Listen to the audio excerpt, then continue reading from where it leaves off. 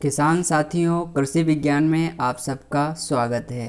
किसान साथियों, कृषि विज्ञान में हम पिछले 2 लेक्चर में प्रोपिकोनाजोल और हेक्साकोनाजोल के बारे में बात कर चुके हैं।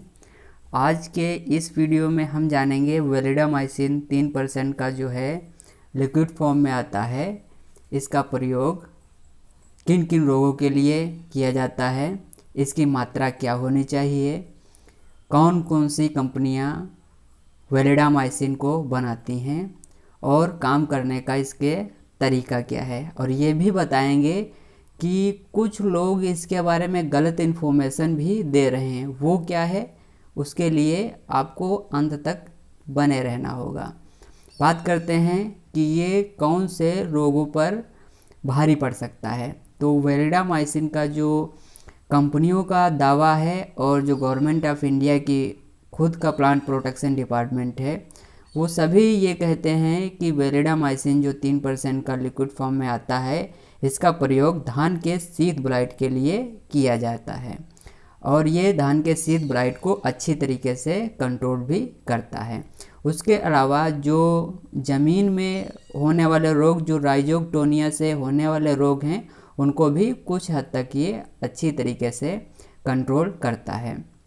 इसकी मात्रा की अगर बात करें हम, तो धान के लिए इसकी जो मात्रा है वो 600 से 800 मिलीग्राम प्रति एकड़ रखनी चाहिए और इसको 150 लीटर पानी में घोलकर आराम से पूरे क्रॉप पे, पूरे धान की फसल पे शीत ब्लाइट के लिए छिड़काव करना चाहिए। अगर हम बात करें कि ये कौन कौन सी कंपनियां बनाती हैं, तो धानुका इसको शीतमार 3, जेयू इसको वेलो नाम से, सुमिटोमो केमिकल्स इसको वेलिडा नाम से और अडामा इसको वेलिगान नाम से बनाता है। इसके अलावा अतुल इसको पोलन नाम से बनाता है। इंडो क्रॉप सॉल्यूशंस इसको इंडोमाइसिन नाम से बनाता है और जो श्री राम है इसको वेमसिन नाम से बनाता है। इन सभी कंपनियों का बताने का मतलब ये नहीं है कि आप इन कंपनियों के ये प्रोडक्ट खरीदें। हम किसी कंपनी का प्रचार नहीं कर रहे हैं यहाँ।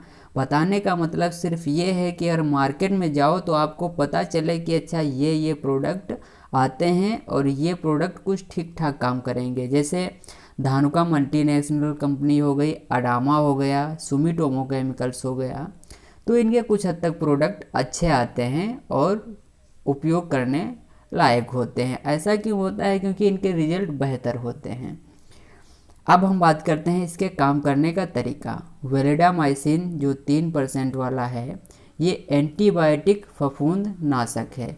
एंटीबायोटिक का मतलब ये कि ये आसानी से फफूंदनाशी और अगर खरपतवारनाशी और कीटनाशी, इन सभी के साथ आसानी से मिलाया जा सकता है।